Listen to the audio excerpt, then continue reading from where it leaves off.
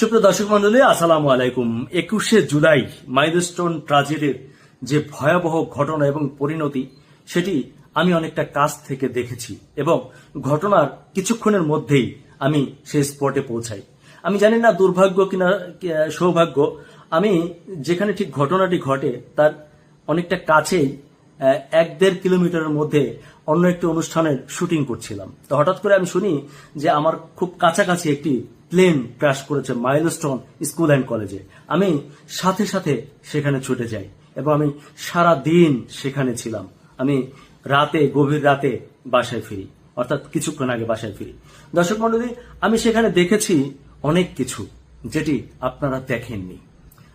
আমি আরো অনেক কিছু প্রত্যক্ষ করেছি। আমার কাছে মনে হয়েছে যে সকল বিষয়গুলো সকল মিডিয়ায় কিংবা সকল নিউজে আসেনি এবং আপনারা অনেকেই বিভ্রান্তির মধ্যে রয়েছেন।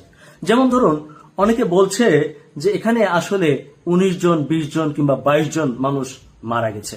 আমি প্রথম ধাক্কায় অন্তত 12টি কিংবা তার চেয়ে বেশি লাশ পড়ে থাকতে দেখেছি এবং কিছু মানুষকে দেখেছি সে লাশগুলোকে নিয়ে যেতে এবং গুনতে। পরবর্তীতে আমরা খবর পেয়েছি আরো বেশ কয়েকটি ক্লাসরুমের মধ্যে অনেকগুলো লাশ ছিল। কিছুটা আমরা অনেক দূর থেকেই প্রত্যক্ষ করছিলাম। কোন কোন স্টুডেন্টরা আমাদেরকে জানিয়েছে যে আমি এমন ক্লাস দেখেছি 2-3টি ক্লাসরুম, যে ক্লাসরুমের মধ্যে একজনও বেঁচে নেই, তারা সবাই নিহত হয়েছেন।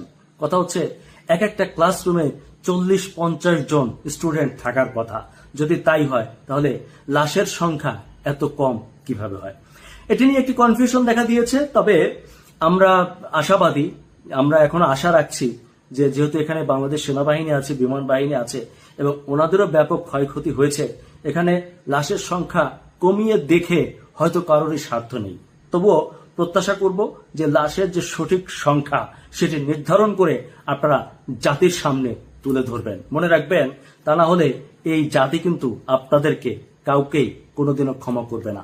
আমরা মাইলস্টোন কলেজে যতগুলো শিক্ষার্থী নিহত হয়েছে, দগ্ধ হয়েছে, স্পটে মারা গিয়েছে, হাসপাতালে মারা গিয়েছে, আমরা প্রত্যেকের পুঙ্খানুপুঙ্খভাবে রেকর্ড চাই।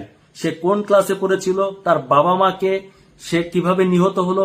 এবং আরেকটা জিনিস আমি চাই, আমি জানি যে মাইলস্টোন স্কুল অ্যান্ড কলেজে ডিজিটাল উপস্থিতি কাউন্টিং মেশিন আছে। আমরা জানতে চাই যে ওই দিন স্কুলে কতজন শিক্ষার্থী কে কে কোন কোন ক্লাসে উপস্থিত ছিল এবং তাদের কতজনের মৃতদেহ পাওয়া গেল। এই কথাটি আমি কাউকে টার্গেট করে বলছি না, তবে অনেকে সন্দেহ করছেন যে এই বিষয়টি নিয়ে